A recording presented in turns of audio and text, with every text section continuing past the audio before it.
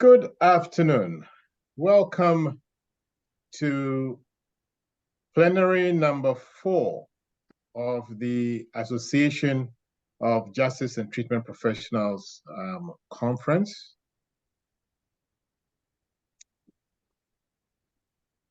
What I can say is that we've been fortunate to have a number of subject matter experts share their experiences and knowledge with us over the last few days.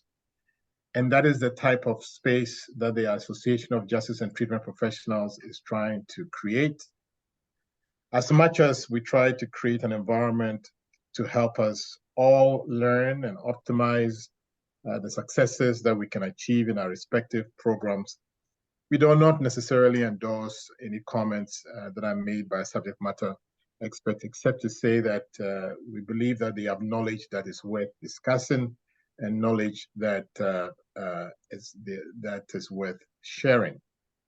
I should indicate that I'm going to be speaking and introducing certain subject matter experts. You can certainly get their full bios at www.justicetreatment.org. I am the chair of the conference. The subject matter that you have has been assessed by our planning committee, and members have been Brian Cooper, Aileen McGinty, who is going to be speaking to you with a special guest today, Megan Oliver, Carol Sinclair, and myself, who have worked to bring this conference to you. As you can see, the topic is as displayed, the experience of lived experience, inclusion and participation in wellness caused by Aileen McGinty and guest. Now, there's somebody who is going to take us through today's presentation, and that is Sharon Lockhart. Now, Sharon is recently retired. Sharon was the director of integrated programs with the Ministry of Public Safety and the Solicitor General for the Downtown Community Court, the Drug Treatment Court of Vancouver, and the Vancouver Integrated Unit, the Supervision Unit. Sharon was a board member of the Canadian Association of Drug Treatment Court Professionals. She is currently an active member of the Restorative Justice Collective of Vancouver, Peace of the Circle, and she's the vice president of Soroputmest International, North and West Vancouver. Sharon, I know I should have practiced that before I got on air, but I didn't. So Sharon, over to you. Okay, thank you very much. And that was a good pronunciation. It's Soroptimist International. It's a tricky word. So thank you very much, Justice Barnes. And hello and good afternoon to everyone.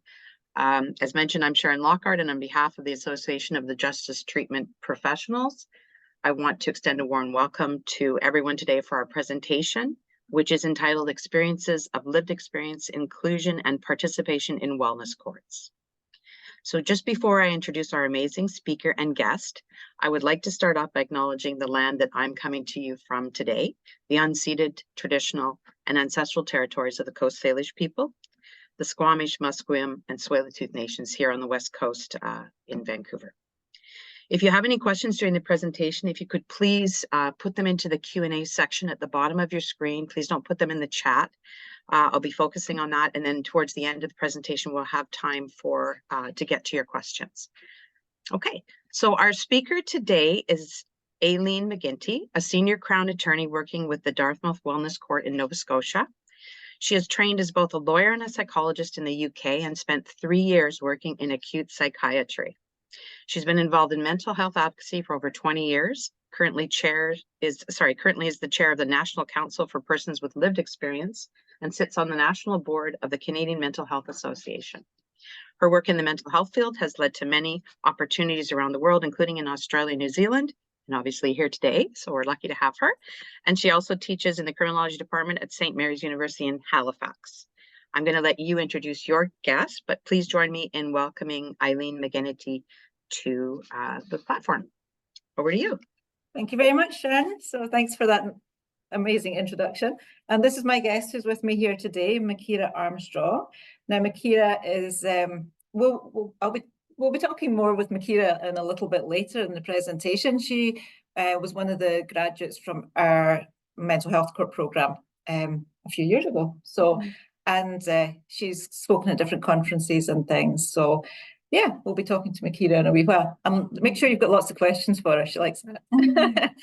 So yeah, so I want this to be, you know, informative, but I do want to also to be, I'm interested in people's questions because this is something I'm actually interested in myself. So I'm passionate about lived experience, and I have been for over 20 years. I've worked in mental health advocacy, education, policy work. And as Sharon indicated, just last week, I was made the chair of the National Council for Persons with Lived Experience. So this is really my passion. I'm particularly passionate about lived experience in the justice system. Lived experience, we're going to look at it a little bit more, but essentially what lived experience does is it creates, well, for me, it's created a passion and dedication because it's personal. So you've got that slant.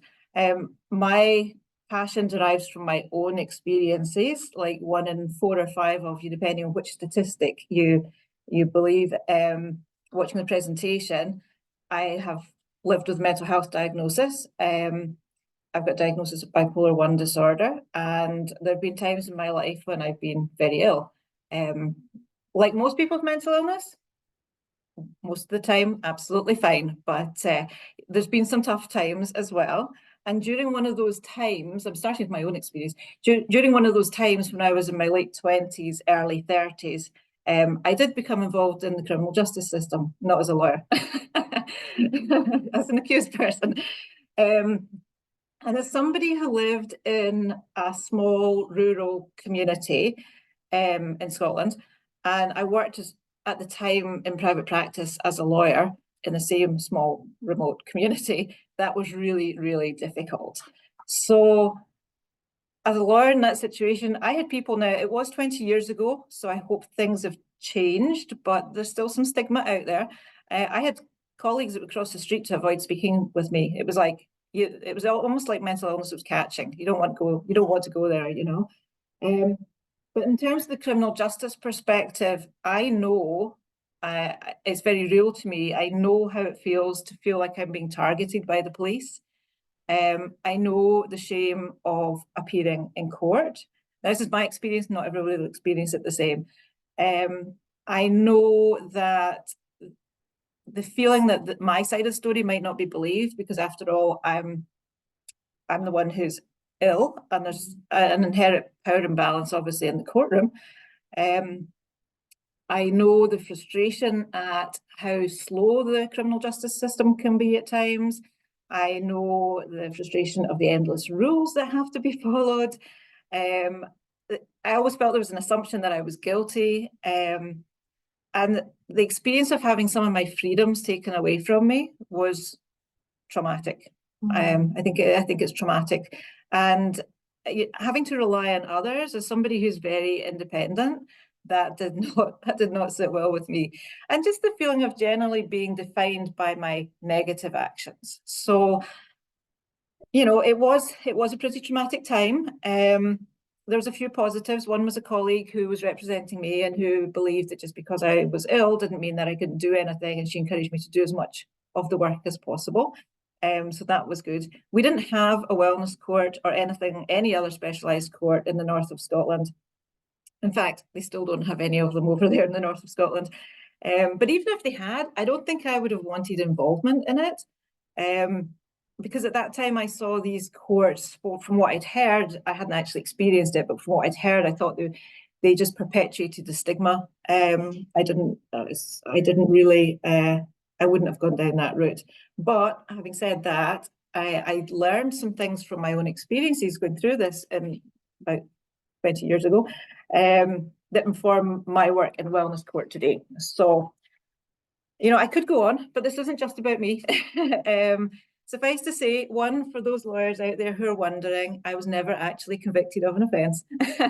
But two, those experiences really transformed my life. And ever since then, I've spoken as first person voice at many conferences, meetings. I've been involved in countless policy discussions, as Sharon said, around the world. So it completely changed my life. So it was a huge thing. So with my recent appointment to the NCPLE, I began to think more about people who participate in the voice of lived experience. I know what I've experienced, and I think I know what I get out of it and what some of the negatives I've found are, but I began to wonder, what about other people? Because I'm sure there's other people out there. I don't know what other courts are doing in terms of using lived experience, but I know what we're doing here, and it just made me stop and think, you know, what are people that with lived experience who we have speaking at conferences or sitting on committees, what's their views of things? So I'm really actually interested in this. So I thought, well, we've got people who from our programme who've graduated who do this. So I thought, well, I'll ask them some questions. So I did that. And Makira's here today to answer questions in person. I want to keep the science of the kind of science side of this to a minimum, but I do have a PowerPoint. Let me see if I can just share my screen. If it doesn't work, yeah, there we go. Go to the top. So Tommy Abriel, I'll mention him as well. So what is lived experience? It's direct personal experience of a social issues. Sorry, yeah. Sorry, Aileen, we can't see your PowerPoint Oh, yet. you At least can't I see it? can't. No, I don't know if others can, but I can't see Oh, it. wait a minute. Oh no, I know what I've not done. Did I not press share? No, hold on. You saw it earlier when we checked this. Yes. I must have, maybe I've chosen the wrong button. Okay, we'll go with this one. Share. There we go. I think, yeah, it's coming up. You see it now? Yeah, okay, perfect. Yeah, screen sharing now. So what is lived experience? One of the definitions is it's a direct personal experience of a social issue. Essentially, it means that a person has lived through some issue, and the assumption is that those who are closest to the situation or closest to the problem that's being discussed have the most experience of it and can highlight exactly where the problems are maybe in a system. So if we're looking at wellness courts, what worked well in wellness court, what didn't work well? Well, the best people to ask are the people who've actually been through it. So that's the essence of the lived experience. They can come up with solutions that maybe I wouldn't think of, or the judge wouldn't think of. So it's the idea of doing things with people and not for people. And we've moved on in society. I think most of us are now pretty alive to this. But it's more than just it's more than just experience the physical experience. It's a lot about the emotions that go along with the experience and the nuances, all these wee complexities, all these wee things that make you feel, So that's what we're talking about here today. Very brief bit about the history, the movement to position people with personal experiences of an issue as a source of knowledge originated actually way back in the 1990s in disability activism, but it's since been used by other groups. It's been used usually by policymakers or governments, and very often it's used as a means of promoting individual empowerment and increasing responsiveness of services. So if we want to improve our wellness court here in Dartmouth, people we ask are the people who've been through it or are going through it. So that makes sense. It's also been, I think, used in terms of cost efficiencies. There's two prongs to that. One, cost efficiencies in terms of, are we wasting our money doing something that we think works when the people that are participating think it really doesn't? And the other one is, I'll come to a bit later actually. So, it's these kind of things have really exploded. peer-led support. I'm sure many of you in some of the courts across the country already use peer support. I'm not talking about peer support today because that could be a whole other topic on its own, maybe for next year. But you know, recent policies generally within government have led to increasing, you know, using people with lived experience, and it's become part of the recovery movement. It's become part of best practice. So, and I'm going to talk about co-production and co-design later on as well. So this co-production, I mentioned that there. You hear lots of words. So just like lived experience is one term, you might hear experts by experience, you might hear living expertise. That seems to be a new one. You know, there's always different words. There's different words for how we do this work. So co-production, it's essentially embedding the people who are involved at all levels of the process. So it's not just about having them speak at a conference. It's like, you know, it's having them, if we're developing a new service, including the people who are going to be involved in that service and who, you know, have maybe been involved in the past. We have to recognize when we're doing so that it has to be dictated by the person's own pace and level of comfort, because some people would be maybe neurodivergent, they may have, you know, different challenges. So it's making the experience accessible to them and comfortable for them. The big one here is not a sideshow. There's an organisation in Scotland, Vox, and they said one of their papers, it says, too often engagement with people with lived experience can feel like a sideshow where people are wheeled on to give their views. I can't emphasize that enough. It's not about just wheeling someone out for our annual conference and this is a picture of success and this is it's not about that. That's not co-production. That might be, we're going to talk about the ladder, but that might be further down the ladder. So we've got the ladder at the top, co-production, co-design. That's where you're actually working. Co-production is an equal relationship between people. Co-designing, people maybe are involved at the design stage, but maybe not further down the line. So as we go down that ladder, the first person voice is less impactful. So I don't want to spend too long on that. Just more to have an awareness of it. So in terms of, so why is it important? Why do we bother? Advantages for organisations, and when I'm saying organisations, I'm just using that as a term. I'm talking about wellness court here, but it could be anything really. So the benefits of involving people with lived experience, obviously the knowledge, they're motivated, they're empathic, they've been through the system, they know how it feels, and I talk a lot about feelings because that's really important. They can also effectively engage with other first voice people, and if somebody's not comfortable speaking, they can engage in terms of conversation and then pass that back.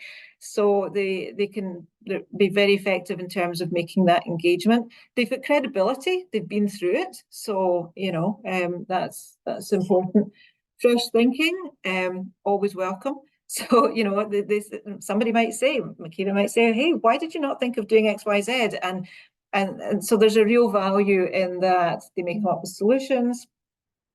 In terms of right spirit, I've got right spirit on there. That's more from a government policy type of, I've spent years doing government policy, government policy perspective. When new policies are being rolled out, lived experience can help ensure that that's received, put across in the right way, and in the way it's intended. So that's what I mean by right spirit there. So there's lots of advantages for organisations, disadvantages for them. Then the narrative might be self-serving, it might be incorrect. Most of us out here are lawyers, so we know the unreliability of eyewitness evidence at times. So, so I think I remember my situation accurately, but somebody else who might have been there at times says, no, I think you're wrong about that. So, it's not entirely reliable. There's also the aspect of it that no system speaks with just one voice. So, I've got my experience, Makira's got her experiences. we're going to watch a bit of a video, assuming it works, of Tommy, and he's got his experiences. So, you know, everybody comes with their own. So, and that's why really the kind of gold standard, if you're involving people with lived experience in any committee work or whatever, is to have a minimum of 2. So that's, and there may also be some unconscious motivation. What is it that motivates people? And that's what I'm interested in, partly why I'm doing this today, interested in why people put themselves forward to do this.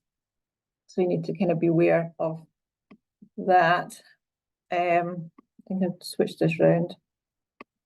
Did I do? Sorry, I'm just flicking through till I find the, no, I must have lost the slide. Okay, so the negatives for people with lived experience. It can be traumatic to keep, every time you tell the story, some of the old feelings come back. So yeah, it can be traumatizing. So that's something to be aware of. Tokenism is a big one. That's a bit like the feeling someone out just to say some nice pleasantries or whatever, and not involving otherwise. Performative inclusion, that's a kind of fancy term these days, but that people use, but essentially it is making a show of being inclusive and listening to people, but not actually doing it. So you need to, as well as listening to people, if you're engaging with people with lived experience and you're looking to them to, you know, advise on your policies or whatever, you have to actually do it meaningfully. It's not enough just to say, okay, we listen to you, that's it, you know. So you have to really include people. People can be exploited, and I always worry about that. I always worry, you know, that we're just, you know, with me bringing Makira here is maybe exploitation in some ways. It's, you know, it's not intended to be, but I think sometimes people can be exploited.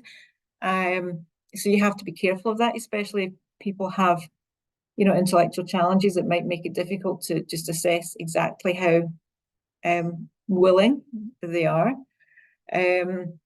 Exclusion and unbelonging is big, because you might be the only person on a committee. There will undoubtedly be people around the committee table who with their own lived experience, but they might not tell you that. So you are the one designated the lived experience person. So there's a feeling of not maybe being part of the group or of being excluded. There's a huge power imbalance. And the idea of sometimes people with lived experience are brought in and it's a way of them providing a service which you don't have to pay for. So sometimes, you know, and sometimes it's existing work, but it's not paid for. So the issue of pay is a big one. You know, it's not just pay, and I've discussed this with Makira, and we can talk about it if someone has questions about it. To my mind, it's not just pay. Pay is important, but you know, personally, it's not pay. It's not pay. It's more about, you know, I would be more personally, I'd be more interested if somebody said, oh, okay, do you want to come and speak at this conference and we'll give you an extra day off work or something. So, you know, a day off, or it could be accessing an education course or a training course. Maybe you can't pay the person, but your organization has a course coming up and you can say, well, if you want to go on this course, we'll pay for you to do that. So there's ways of going about it. People get hung up on the idea of pay because it can affect people's benefits. But there's definitely ways around it. It just requires some creative thinking. And there's lots of negatives for people with lived experience to be doing this by the look of my slides. There's a fear it doesn't change anything, and sometimes it doesn't change anything. And that can be very frustrating. You know, you've given a lot of yourself for it not to cause any change. Consultation fatigue, burnout, you can get fed up of telling the same story over and over, and people get fed up of hearing the same story. I think they do, hearing the same story over and over. So, you know, you have to, it's not you get your one person or your 2 people and that's it, you know. You might have to think the next year about, okay, let's open up, see if someone new wants to participate. Guilt, complicity, there can be some guilt about them. I can speak from my perspective. Sometimes if I'm speaking from a lived experience perspective, I can feel guilty because, of course, I'm now working as a Crown attorney, and you know, I'm prosecuting effectively people that come through our courts. So, well, for some of them. So it's, you know, there's that guilt that goes along with it. And then precarious uncertainty, another kind of fancy term, but essentially people can get stuck if you are always telling your story and you're always volunteering. I mean, I've told my story at umpteen places, but you know, for a while it was in Scotland. It was social workers, and it was social worker, and you can get stuck in doing that. What we want is for people to achieve and people to keep moving on, and that's another reason why you want to keep getting fresh people in, because it's only right that people move on with their lives. It's a good thing for people to move on with their lives. So there is that as well. There's, yeah, it's these are negatives, and then this is something that I really, that in my reading about this, I didn't even know this was a thing. Liminal occupation, it's called, a state of being in between two identities, creating unease as people are drawn in two directions at once. And it requires bridge work across being street authentic enough to represent, yet professionally enough to stay employed. And I have struggled with that for years. I didn't even know it had a term, but it's got a term. Because, you know, even now I struggle because I've got my NCPLE, that's volunteer work, but I've got that, and then I've got my professional work here in the office. And it's like, you know, am I still credible as a person with lived experience because I'm you know, part of government professionals now or whatever, you know, and you want to be, yeah, it's just difficult getting pulled in two different directions. Maybe that's a question for Makira as well. We'll get to it. Lastly, so why do we do it? I know why I do it.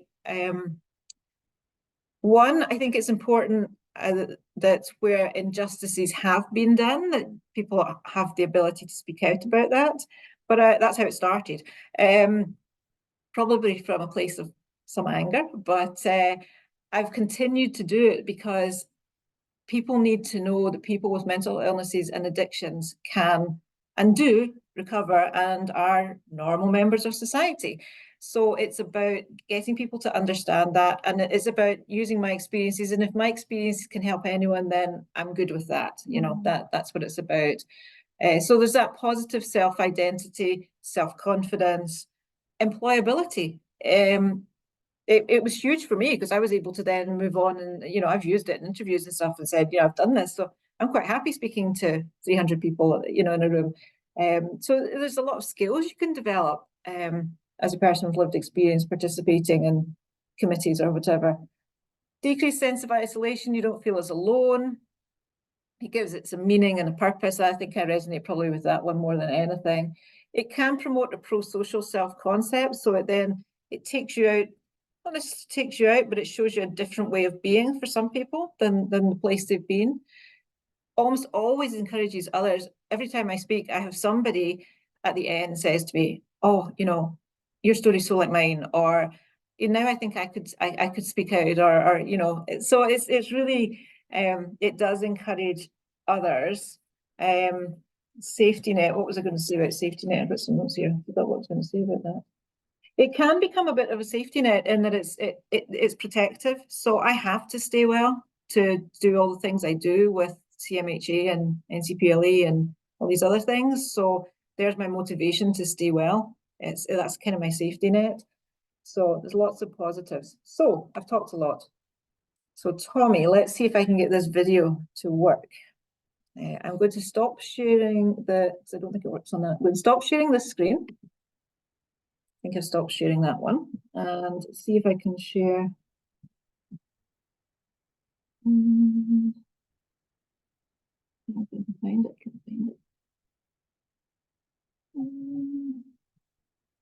Doesn't look like I'm going to be able to share, unless I can. Does this work? No, I can't share. I can't share Tommy's, unfortunately. Which was a pity because Makira was looking forward to seeing that video. The video links are on the PowerPoint, so you can watch them later. Basically, Tommy went through our program a few years ago. He came to us, he had an impaired driving charge. I can't recall if he had other charges, but he certainly had impaired driving charge. He had been, we don't take those now anymore actually in our court, but at the time we did. And he came to us, he really he'd been going through a traumatic time. He'd lost his mother. I think he had a bad relationship at the time with his father. He'd split up with a partner. His 20-year-old daughter had died of suicide. So a lot's going on in his life, and he's a musician, and so drugs and alcohol were always available. So he just went down a very dark path and really got himself into quite heavy addiction. So one night he decided he would, and he's okay with me telling his story. I met him last week and he gave his consent. So he one night he took enough alcohol and tranquilizers. He really just wanted to knock himself out and have a sleep. And he doesn't, to this day, he does not remember what happened next until he woke up in the police cell. But he took his father's car. He was driving over parts of Halifax that he doesn't know at all, and he eventually crashed the car. And I mean, he tells you himself in the clip, if you can, when you find it, is, you know, he's just glad nobody was hurt or killed because he could so easily have been. But that was a real wake-up call for him. Woke up in the police station and had no memory at all of what happened. So anyway, he came into our program, did very well, completed it, and Tommy he's participated in speaking at some of our conferences as well, and he's on the Nova Scotia Wellness Court Steering Committee, and he participated in the news item, which I can't find, but you'll be able to find. So when I met with him, I said, why do you do this? And he said, I do it because if I can help one person, you know. So, and Makita, I think you share that. You know, if you can help one person by saying, you know what, it doesn't matter how bad things get, you can come back from it. He's doing well now. He's employed and he hasn't had any charges since. So he's doing well. But you know, he's had his ups and downs. But when I was going through and said, you know, was there any negatives? At first he said, no, it's all positive. And I said, you sure? So, and he did indicate, he said, I think I said the word tokenism, and he's like, that's it. And I said, you know, what do you mean? So he sits on our Wellness Court Steering Committee, and he says he feels that's a bit of tokenism because he says it's all high-level discussion. He doesn't feel he can participate in that. And he very much feels he's the lived experience person around the table. So so that was interesting. And actually he told me, because he hadn't been to some meetings, but then meetings hadn't been happening as often as COVID. So he said to me, he said, well, I actually stopped going to meetings for a while because I wasn't doing so well.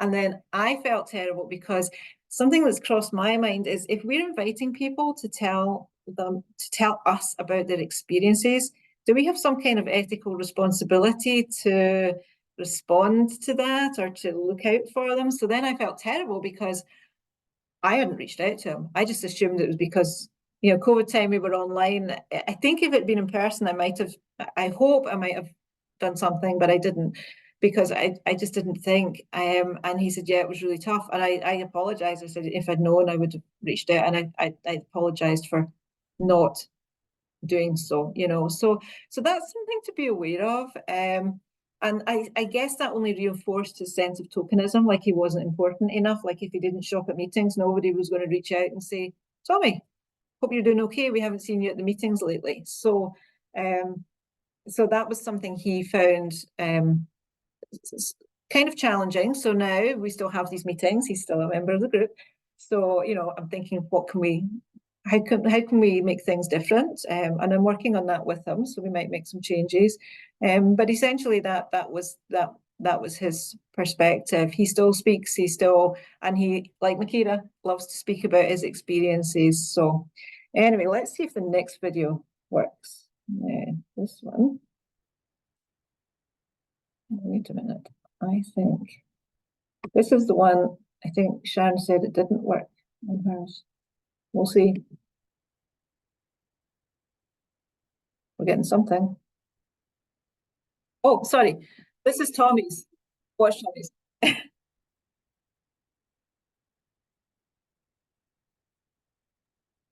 Sorry, Aileen, there's no sound on that. Does that matter? Oh, okay. I know how to fix the sound. I'll reset it. Let me just go back into. There's a sound sharing thing on this. I'm gonna make the screen bigger. Resize window. Apologies, this is the first time I've tried to put a video into one of these talks. And sorry, I'm just messing about my computer. It's at the bottom. Go ahead. And while she's doing that, if anybody does have any questions, as we move along, please put them, just a little reminder, stick them in the Q&A and we'll get to those. Right, so share screen, and then there's a share sound. That's the one I want. Okay. There you go. Share. There we go. This should work now. And this is Tommy. Like I'm talking about 40 ounces of or hurt anybody. I cannot say how lucky I was that nobody got hurt. Not me, but I mean, I didn't kill or hurt anybody else. Tommy Abriel says he doesn't even remember aimlessly driving around Halifax that night 2 years ago. He'd swallowed alcohol and Ativan before bed, hoping it would knock him out. Somebody saw me wandering around out there in a haze. He was sleep deprived, high, and as would soon become apparent to the officers who arrested him, he was not well.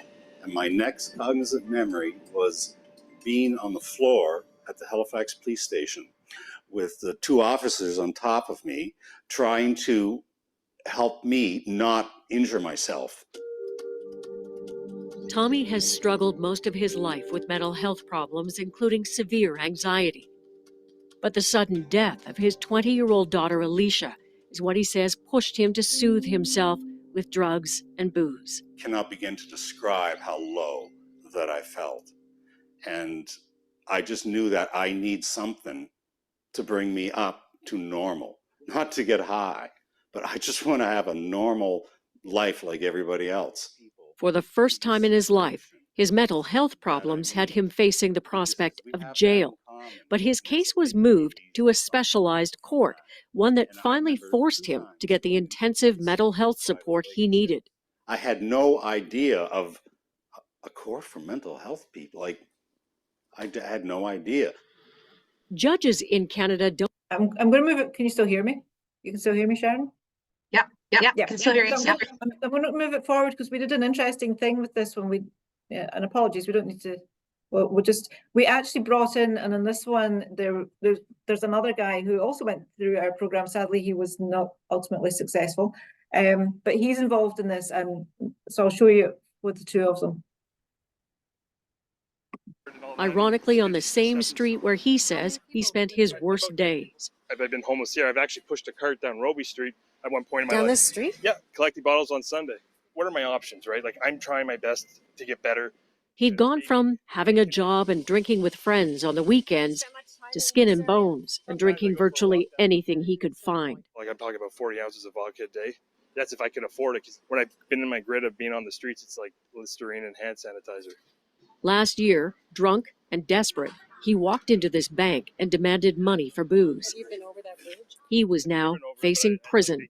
After spending 7 months in jail awaiting trial, he became the first person in the court's pilot program for alcoholics. So let us know how things are going. Oh, they're going pretty good. I just got my accounts. The programs without slipping up. There's a chance the charges against you will be withdrawn, as Tommy's were. But we brought the two men together to talk about the court. They agreed the lure of a lighter sentence is part of the attraction. Did you ever really feel like, if I don't live up to this, then back I go to jail? Like, did you really take them seriously when they said that? Yes, because I, on more than one occasion while going to court, have seen people been ejected from the and I'm like, this is real, man. It's like this isn't some It's not a joke, slap on the wrist romper room thing. This is the real deal. And so I'll just stop it there because I don't want to take away from Akira's time. But the interesting thing about that is where we had two people in, and that just highlights because they were able to bounce off each other, and it was they'd never met before that interaction, and it just was really natural. So I think the support. I said that to Akira today. Support numbers. So. So that was Tommy's video. Now let me see if I can get Makira's up. Yours might not. I can't get Makira's because hers and stop screen sharing, because hers actually, if you look at it on, you can find it in Global News. I couldn't link it into this because it wasn't on YouTube. There is one on YouTube, but it's got you like 5 times the speed, so it's all squeaky voice. So I'm just going to introduce Makira, and if you want to tell people a little bit about what you've done. Makira's spoken at conferences, and yeah, you've stayed in touch, and Yeah, let people know what it was like and what it's like now. I wish I could do more. I want to do more for the wellness court.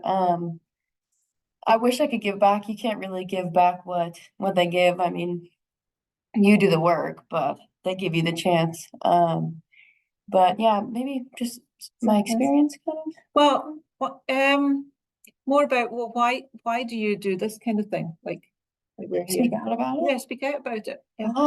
Maybe the same or similar reason Tommy mentioned, just to help one person.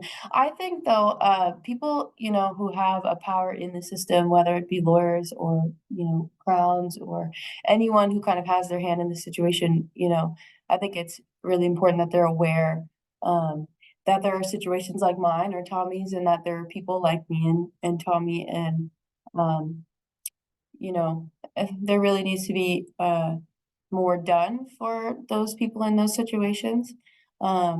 It's not black and white. Someone does something wrong and they deserve something. I mean, I can't even believe I got myself into a sticky situation like that at all. Me neither. Yeah, it's not who we are. I mean, what you do, it does not define you. And you know, sometimes you just mess up. I think, you know, there's different severities to people's mistakes, but every single one of us have made mistakes. And you know, if you make a mistake and you realize there's no going back, I ruined my life, is going to change now, not for the better, because of a mistake. That's not a good feeling.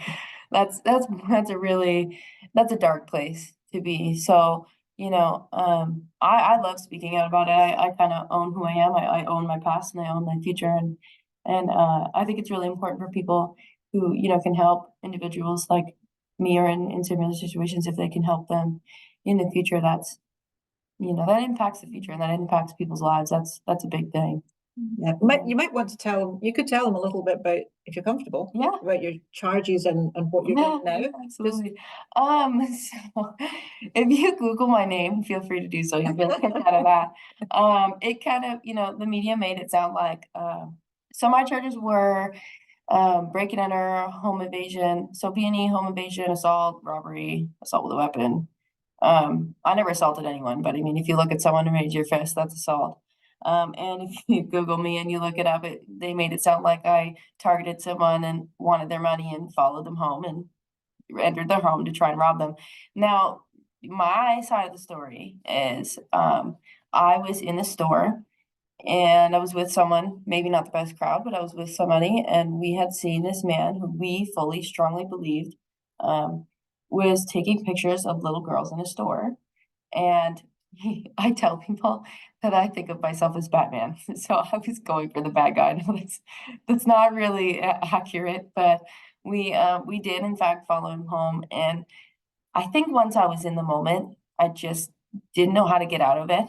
And so we did in fact follow him home and go into his home. And in that moment, the person I was with had demanded money. I don't know why, because we had money. And I kind of just was frozen, like, oh my God, where am I? What am I doing? This is crazy. I was just adrenaline. It was just all, I can't even really describe it. It was euphoric, but not in a good way. And my main goal in that moment was to get out. I mean, if there could have been somehow a camera and you could have seen what was really happening, you just would have seen, I didn't have the same intentions as the person I was with, and I was trying to tell him, we need to leave, we need to go. Coincidentally, maybe this is a blessing in disguise, but on our way out, we ran into a police officer. So that helped the situation. Anyhow, yeah, you know, no one got hurt. No one actually got assaulted. I think it was traumatic for everyone involved. And you did go into someone and say, you're not allowed to do that. That's a break and enter. Yeah. So, Yeah. and I believe there was a rock involved as well. So- Yeah, yeah, there was. But Yeah. you Yeah. were at a dark place in your life. And I think I was, I wasn't thinking straight because of multiple reasons, and I'm not trying to justify what I did. My intentions weren't to hurt and rob anybody. I thought I was doing something good to someone who was bad. Now I realize there's no excuse for ever doing anything like that. But I wish I never did it, even though I didn't end up going to jail for a long period of time. I mean, I was in and out of the county jail, but I still wish it never happened. But so what's happened since? What happened since? I have a son, a beautiful son, who I would have never met his father if I went to jail. I am enrolled in school, secondary education, child and youth care. I want to go help that one kid. I want to say that one thing to that one kid that can make a little bit of a difference. I mean, honestly, after I got out of wellness court, things weren't great. I graduated high school, had a job, but I still had my struggles. But I can say that things would be a lot different. Right now, if I hadn't have gone through wellness court, I think I would be out on parole, or I would have just got out of the pen, like the penitentiary, not county. I wouldn't have a son. I wouldn't be able to be a youth care worker. I wouldn't be able to even have a hope to make a difference like that. So, it's not like I'm working in a career and I've graduated college yet, but it's a brighter situation than what it would have been. Absolutely. So what is it that because you spoke at a conference this year, what was that like? That was super cool. I think that was super cool. Yeah, I guess sometimes I forget the actual term for it. I guess sometimes you look around at all these successful people who went through school and their crowns and their lawyers and their judges, and you're like, do I even really belong here? But I think it's really cool to be able to speak out and say, hey, there is a success rate and I'm proof of that, and these things do work. And it makes me proud too. I mean, I am ashamed of my past, even though the things that happened to me weren't my fault. There's things I did that were, and that's, brings a lot of shame. So to be able to say all of the doubt that I would become anything, I can say, hey, I became something, and it's cool I'm proud. I'm proud to be able to show up to these things. We're proud of you. Yeah. We're proud of you. So have you ever experienced any negatives that you're speaking out? I mean, honestly, now for some people, the negatives might affect them, but for me, that maybe there's some people that, would think that's silly, that I would show up and speak about these things, I don't really know how to explain that. I guess their mindset just isn't in the right place, maybe, but I don't really care what those people think. I mean, there's other people that have thought that I just got off scot-free and I'm just, get out of jail free card. Totally not. That's offensive. You tell them your story. You tell them what you had to do. That was offensive. Yeah, that's offensive because it wasn't easy at all. I mean, in the video, Tommy was saying he's looking around and people are just getting kicked out. See ya. I mean, yeah. So there's an education piece, educating the public, I guess. Yeah. So yeah, you mean like me? Yeah, when you're speaking out. Yeah, exactly. I mean, educating the public. That's that definitely is something that I guess could come from me speaking out. But my main thing is speaking out to people that can help others like me. But yeah, the wellness court wasn't easy. I didn't really have a strong addiction to a chemical substance, but I had a very strong, I think it's addiction. Some people say it's a dependency, but I think I had an addiction to marijuana. And I remember it was I used to argue with the Laura Kelly Roulette, the lawyer in the wellness court. She, please just let me smoke some weed. I found so much freedom in that though. When I actually, decided for a full year, I think maybe even just over a year, I had to quit marijuana.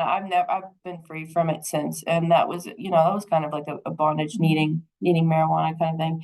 So I had to give up marijuana. I had a curfew. I had, you know, had to be there to provide urine cultures and tests, and I had to go to wellness court. It was a lot. And mind you, I was graduating high school and had my first job and my first apartment all in the same year. So it was very, very demanding.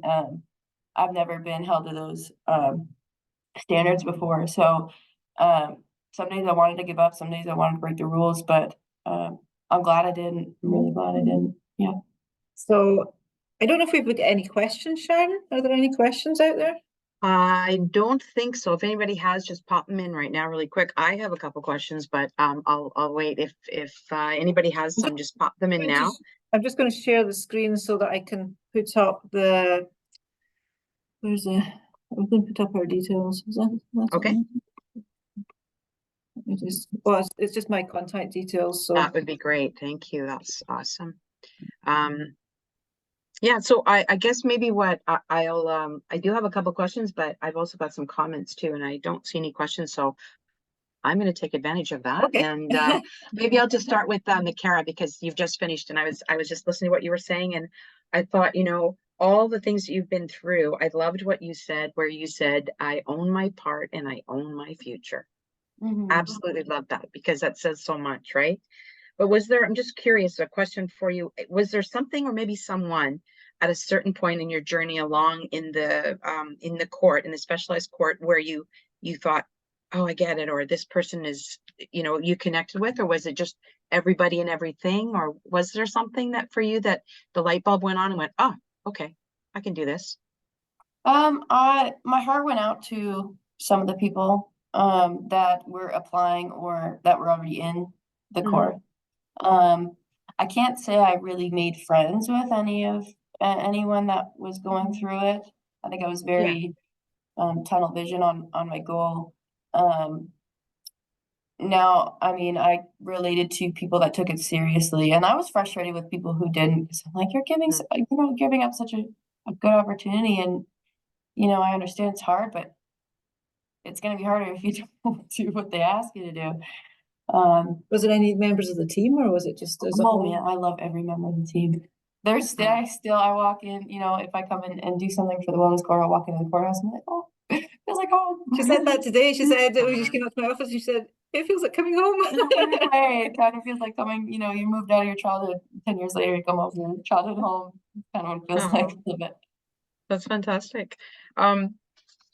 The other thing I have a question for Aileen, but I just wanted to just a couple of things that you said. I was really interested in, I've never heard of liminal occupation either, but the fact that you could be going through what you're going through, having lived experience, trying to move into wherever your future is, and trying to figure out who you are in line with that, what you talked about, the precarious uncertainty of not getting stuck. You have to move on. Yeah. So I just thought, wow, that's an interesting way to explain what someone could be going through. The importance of that co-production and the tokenism that, you know, we sometimes think of people as just inviting them because we need that expertise or we need something, but there's value in that person. And I just thought that was really good to share that in terms of that. And what you said before earlier too, McCara, about helping just one person. That's what I think too. You make it through, you connect with one person and they change, you can change their life, right? Make a difference. And you may not even know you're doing it, right? Which is fantastic. So I guess nobody else has a question. So I'm going to ask you the same question or a similar question, Aileen. When you were on that side, before you became a lawyer and a psychologist and involved in the criminal justice system, was there something or someone that for you made a difference? Like something that somebody said that stuck with you, or well, there were two things. One was my colleague, who actually wasn't one of my closest colleagues at the time. But you know, she still had faith in me, you know, and I could still do some things. So that was important. The biggest thing for me was peer support. And it's really funny because I was not interested in being part, because I didn't really think I had a problem, to be honest. So I wasn't interested in being part of any groups. But I actually was invited to talk at a group about a totally different subject. So I went along to this group, and it was a group of 20 years ago, we called them mental health consumers. And I just felt at home and I felt I could be me. And I went back weekly to that group for several years. And they were responsible for where I am now, because without that peer support, because Yeah. no professional was reaching me because I didn't think there was anything wrong. So so needed that. And that's why I'm saying you could do a whole separate talk on using On peer peer support support, in wellness courts. You know, and we have some experience with that here. But yeah, peer support was a big one. Was a big one. You know, there was nothing about.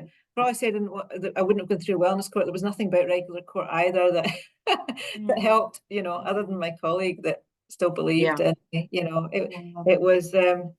Yeah, I mean, it was embarrassing. It was a small area to bring a judge in from another area when I was in court. You know, it's just so, and it's dehumanizing. You stand there and it's like you just, I don't know. Yeah. And you mentioned, that feeling of shame, right? That you're, and that no one's going to believe you, and they're all professionals, and they. Yeah, and I was at the time too. That was the thing. I had been as well, you know. So it was, you know, it was very, very difficult. But you can come. I mean, that's why, I think I said that. That's why I speak out, because if similar to Makira, if I can show one person, you know, that you can come back from it, and we have to just normalize these things as well. And we're going a long way, but NCPLE, I mean, that's what we do nationally. You know, we provide a voice and we provide input and strategies and policies and stuff like that. But we just need to really normalize this. You know, my charges weren't like either. They were very serious. They were very serious, and I do take them seriously, but I'm able to speak about them lightly and you know, not wear that shame, because like I was given a chance of freedom, at you know, second chance. I mean, maybe I shouldn't have. Sometimes that question comes into my mind, but man, like at least I'm able to help hopefully multiple other people in the future. That's what I said about, I mean, why I say about not actually being convicted of anything. It doesn't matter because I went through the experience. It doesn't matter whether I was convicted or not. It just might matter for some people saying, oh, you know, one of the roughest parts of being charged, not convicted, is leading up to the conviction. It's you know, I was on house arrest for a year and had to hope that I could some way fix this. And you know, I was denied the first time that I actually applied to the wellness court. I was denied. Really? That was scary. That was a reality check. But it was like thank God when they said, okay, yeah, we'll give you a chance. Yeah. So, I hope people find something of interest here. I really just I wanted us to think, if we're bringing people in with lived experience to provide whatever education, you know, whether it's education or a viewpoint or to help with policy, I wanted to turn my mind and think, okay, I know how I feel, but how do other people feel, you know, and just be more thoughtful about it. Yeah, no, and I think that what you said about you at the beginning, I think you also mentioned that there's still a stigma out there, which is incredible to me. You know, for me working in the criminal justice system for 36 years, the stigma was there 36 years ago. We're just a little bit more sensitive. And in Vancouver, we do have peer support workers in the justice system and in health, which has made all the difference. Like what you said, you know, about you didn't think you had a problem, so why would you listen to the person? But someone who calls you on your own stuff is a different matter. There's nowhere to hide. There's so I think that's really important. And you mentioned policy, and that's a big part too, right? Because if we can influence the policymakers and what we're doing, then maybe we can open the doors more and make, you know, like before there might have been people who had lived experience, but there wasn't peer support work or opportunities to have a living wage and be taken as part of a team and accepted, right? So I think we've come a long way, but I think we got a long way to go too. So I guess Aileen had a history. Sorry, but I can't say the only thing I noticed about her is she's better at her job than a lot. That's my opinion. And I think maybe with that experience there wouldn't have been the passion and the experience to be able to you know, do her job. Having that lived experience to relate to. It's no different than any other crown. Yeah. Other than that, the benefit, yeah. That's amazing. I'm not scared of this crown. I was, but in a healthy way, not in like you're after me. Yeah. Okay. Well, I don't see any questions in the Q&A. I don't know. I would just want to give you both an opportunity to have any final quick words you want to say, and then I'll wrap it up. Anything you want to leave people with? No, I just want people to be more thoughtful when you're engaging people's lived experience. Yeah. Yeah, I think. No, I mean, so much to say, but a lot of fun to say. Well, that's fantastic. Well, I thank you both for sharing that, and thank you for sharing your personal story. McCarran, I wish you all the best in your future. I think Remember to that Google me. Google you. I wrote your name down. I will. I wrote that down, and I just wanted to also say, you know, giving everyone an idea of what it's like. And sorry, there is a question that's popped up here now. Okay. There's a question here from Ashley. She says that I liked what you shared about the duality of sharing experiences while still being seen as professional. How do you navigate sharing in a professional setting? Either. Well, it's not easy, that's for sure. And I don't always do it, you know, sometimes I'll just sit there quietly. But it's difficult. I think it's become easier, and only by me, it's like what I'm saying about normalizing it, only by me doing it more does it become more. But I don't want people thinking, oh, it's just her, she's always going on about her own experiences, because that's really not me either. So, but it's very difficult to navigate that and to share your story, knowing there's going to be people, you know, if it's on media, you know, people are going to see that who maybe didn't know. That's kind of difficult. It's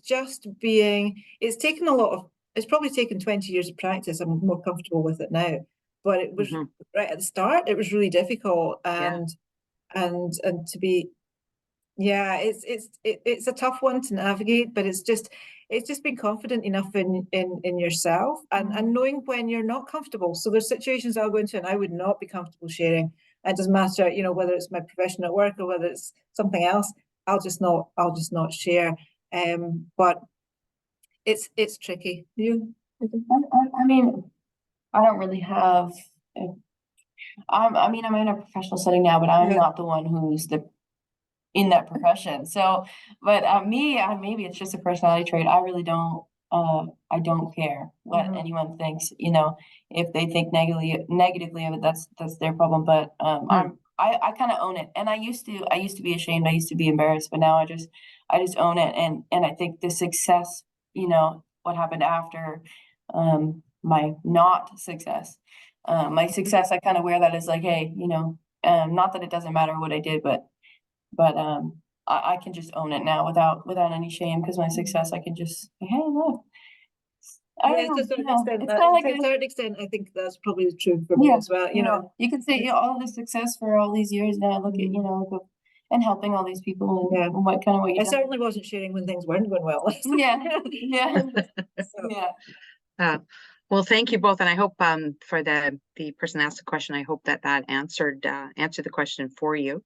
I don't see any other questions popping up now. So on the, I guess the final mark I was just say is I also like that you shared the video clip. That was good. And it's good to know we can find that too. It's very interesting. So on behalf of the Association of Justice Treatment Professionals, thank you to both. Thank you for everyone who joined us today. Really appreciate that. And as I'm trying to escape here, another question, very wise is the comment for both of you.